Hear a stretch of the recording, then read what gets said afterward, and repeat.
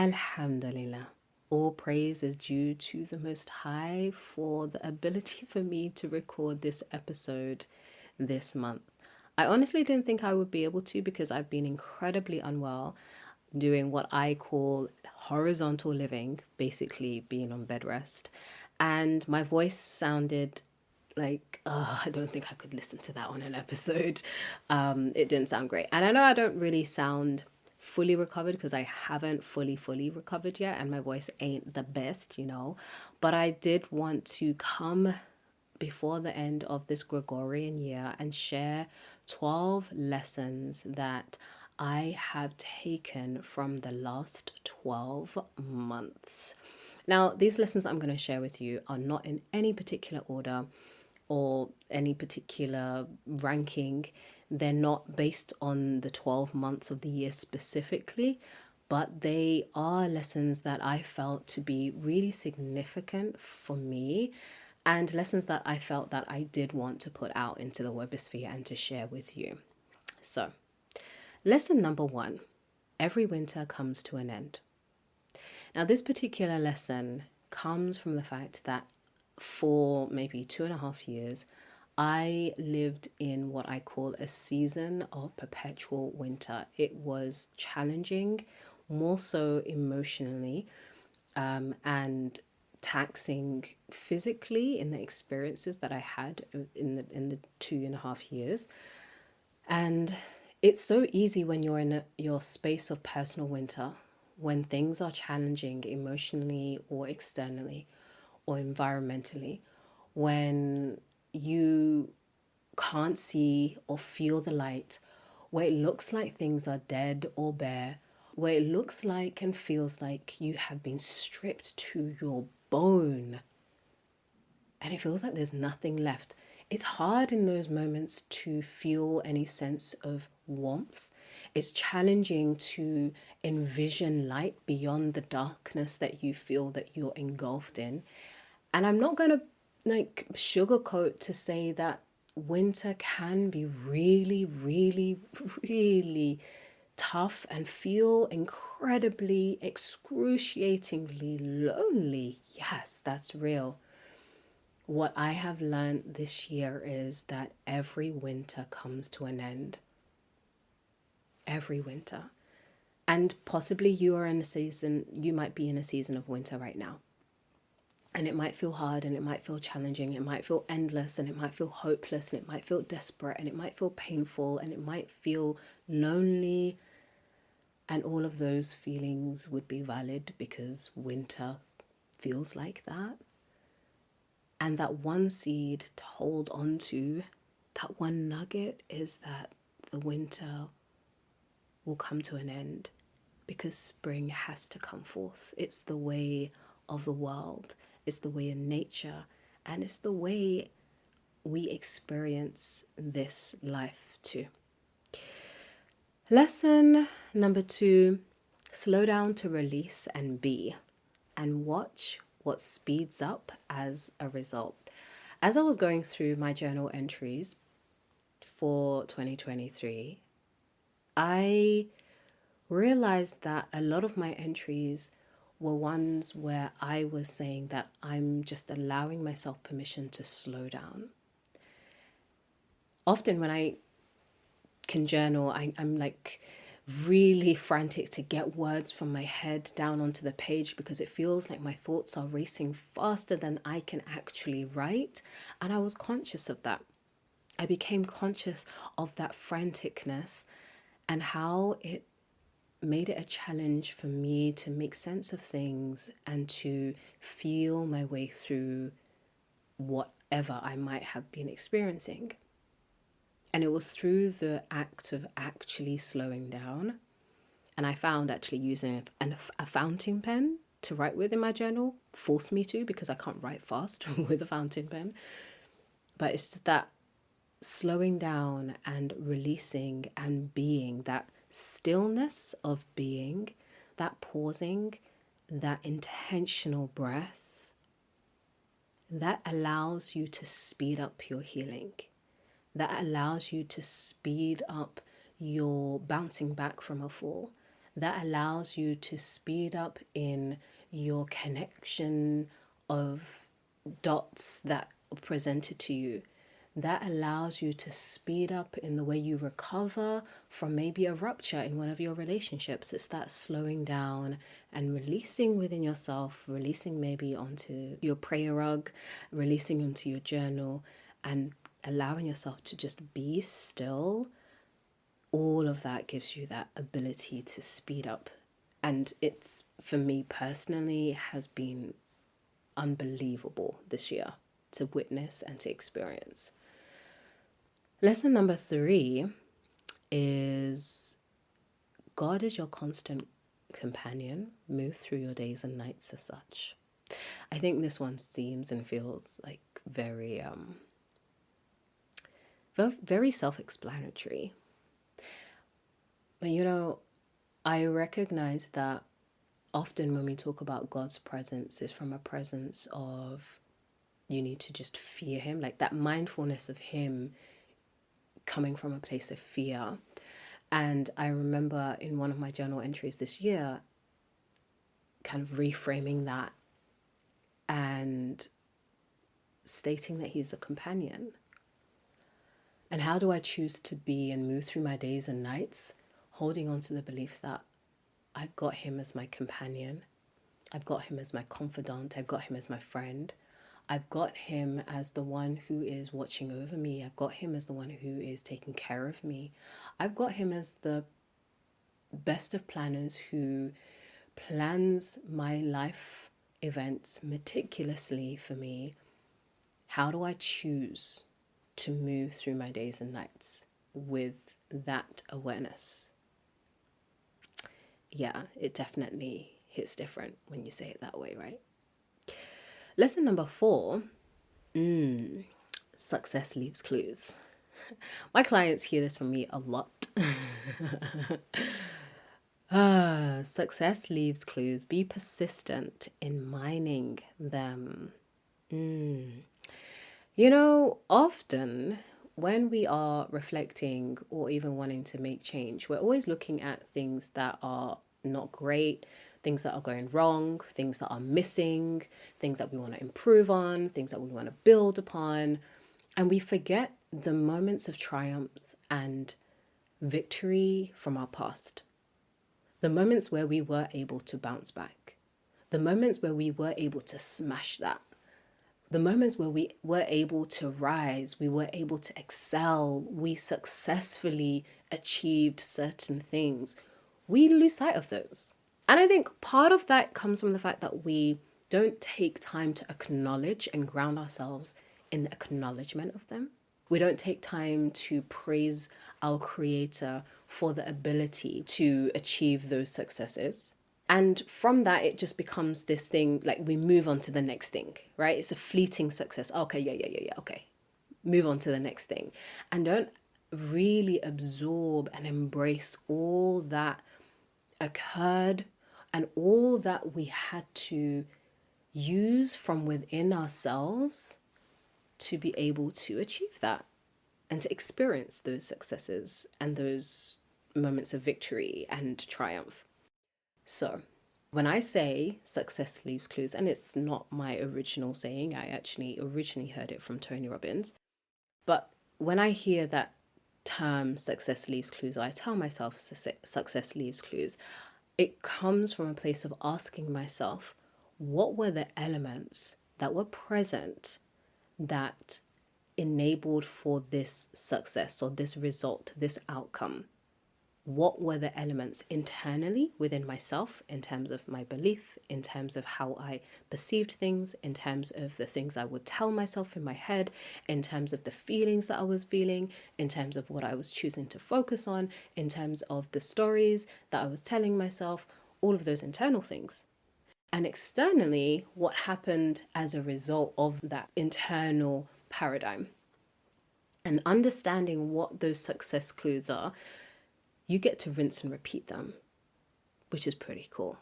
So be mindful of the elements of success, internal and external, and be persistent in mining them and using them, rinse and repeating them.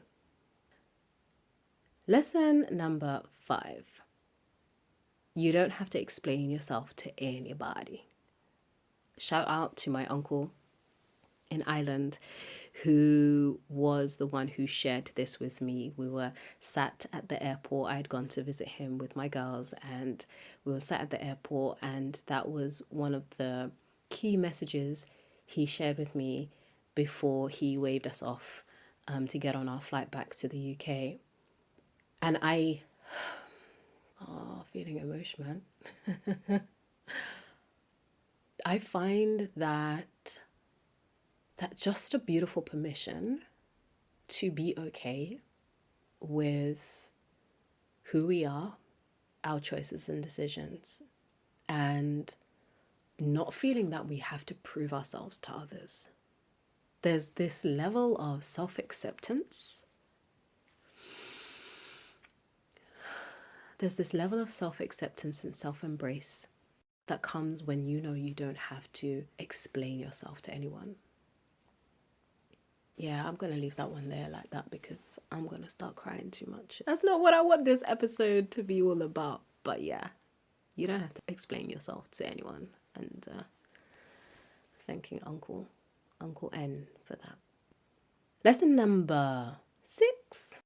I like this one. Well, I like all of them, to be honest. This one, when you lean on your creator, when you lean on Allah, when you lean on God, you're leaning into all that's possible. Sis. Let me say that again.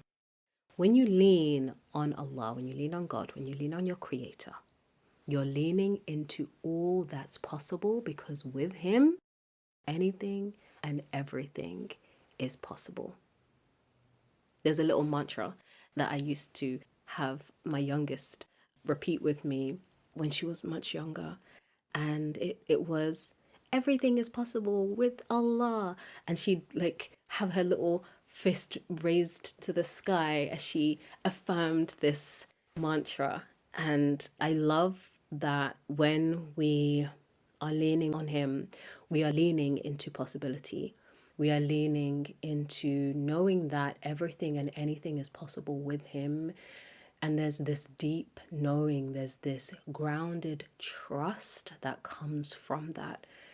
And then the heart can release worry and hold on to hope and possibility. And when you're holding on to hope and possibility, you expand into this place where you consider, where you give yourself permission to take action, where you embrace possibility and move forward in some sort of way. And it's truly, truly spectacular. Lesson number 7. God invites you to an identity upgrade. He's always inviting you to an identity upgrade. You choose whether you accept the invitation of expansion or not. You know, when we're going through stuff, when we're sent life's challenges, more so and more specifically, we don't really see that what's really going on in that experience is an identity upgrade. I'm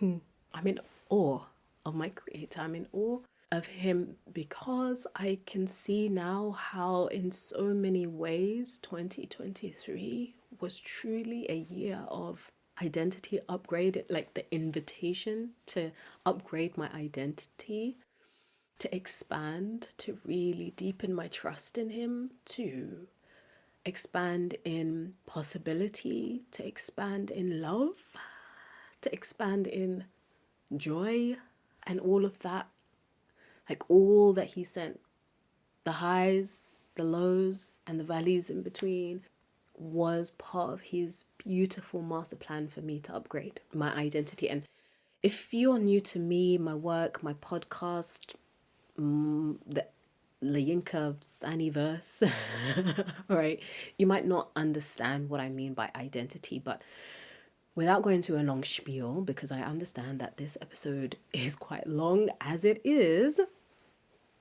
identity is really who we are and who we show up as.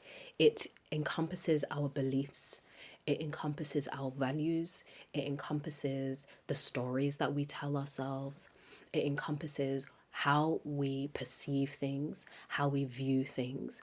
All of those things are like our identity, right? So example, if I say that I want to embody the identity of a woman who is in flow and who is soft and at ease, there are certain beliefs that I hold on to, and there are certain beliefs that I release and let go of in order to show up in the world and experience the world through this identity as a woman who is in flow and who is soft, right?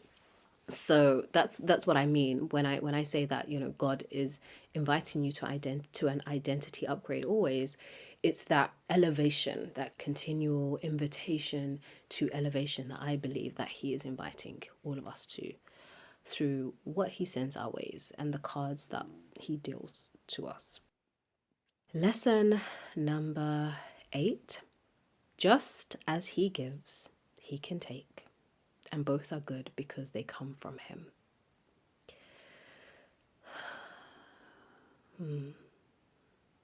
This can be a challenge for us to really hold on to, absorb, affirm, and it remains true. Lesson number 9. Know your body. It holds more gems than you realize. Okay, so just as a heads up, right? Our Level Up book club, the final book of 2023 was Know Your Body by Hilary McBride. Sorry, not Know Your Body. The Wisdom of Your Body by Hilary McBride. And hands down, I would say it was the most transformative book of 2023 for our book club. For me personally, but I know also for the ladies who decided to read along with us. Because honestly, this body that we have been gifted with, this sacred space, this divinely assigned vessel, it's sacred. And there's so much that our body holds because we experience life through our body, right? We experience life through our body, through our senses, through taste, smell, sight, hearing, through feeling. And so we focus so much of our healing on our minds and getting our mind right, but very few of us, as we've come to discover through this book, really incorporate the somatic experience and also just the bodily experience, the bodily healing, the body releasing, the bodily shedding, the bodily experiencing, the bodily stories. We don't incorporate that in our journey of leveling up and being better. So yeah, know your body. Know the signs and the signals your body is sending you. That backache might not just be backache, sis. It might be where your body is telling you you're holding on to too much. That sore throat that you're experiencing might be because you keep holding back your truth, sis. The sweatiness that you have in your hands might be because your body doesn't trust you to be able to do things and to succeed. And so things really slip through your grip. Listen. Let me tell you, your body, there's so much wisdom that it holds. One of the things that I can share, really just allow yourself to take moments, pause for a few minutes every single day and check in and say, is there any message that my body wants to send me today? And it's not just about hearing and listening, but honoring what comes up, okay? Lesson number 10, dip your feet into the sea at sunset. This one comes because I was reviewing my journal where I'd actually traveled to Casablanca, and I wrote in my journal my reflection about actually how I dipped my feet into the sea at sunset. Oh my goodness. This episode is one where I'm like definitely feeling deeply moved. For me, that signified just doing things out of the norm and tapping into parts of myself that maybe I've caged, tapping into things that I thought I maybe couldn't do, shouldn't do, mustn't do, things that are different for me, quote unquote. and allowing myself to just experience things that are fresh. And so dip your feet into the sea at sunset, metaphorically, maybe, hey, literally. Do things, expand yourself through expanded experiences and see who you are. Allow yourself to get to know yourself further. And from dipping my feet in the sea at sunset, I got to learn that I want to do more things that are quote unquote different from the different for the version of myself that I had locked myself into, and to unlock myself out of that version of myself, it includes stepping up and showing up and taking risks and allowing myself to dip my feet into the sea at sunset. Lesson number 11. Grant yourself to be all of you. I think this particular one could be a podcast on in and of itself, but for real, sis, just allow yourself to be all of you. You have your light, you have your shadow, you have your strengths, you have your weaknesses and flaws. You are completely, as a human, perfectly imperfect, is exactly as God created you, and He accepts you in that way. Period. And the last lesson is you have access to joy daily only if you choose to notice the glimmers that exist in your life and bring them to glow. This definitely has been rooted in our third book of Level Up Book Club this year, which was Why We Play by Joanna Fortune, and it was such a beautiful read. I loved so many things about that book.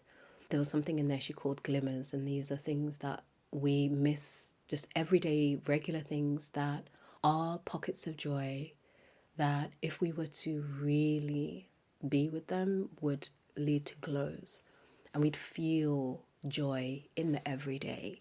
So it can be as simple as taking that first sip of coffee or tea in the morning, and that's a glimmer, or the sound of rain, that being a glimmer, or even just the feeling of a warm beverage going down your throat, or being able to lay your head down in a comfortable bed at night.